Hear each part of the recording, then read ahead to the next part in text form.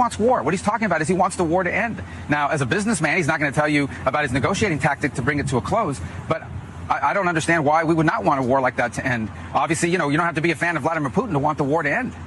Yeah, I think if you're, and, as you well know, many national security conservatives would say, well, you don't want that war to end if it means that you have to give up, that Russia invaded your territory and you end up settling and saying, all right, you can have some of it. I mean, I think that's, you know these pressure points better than I do.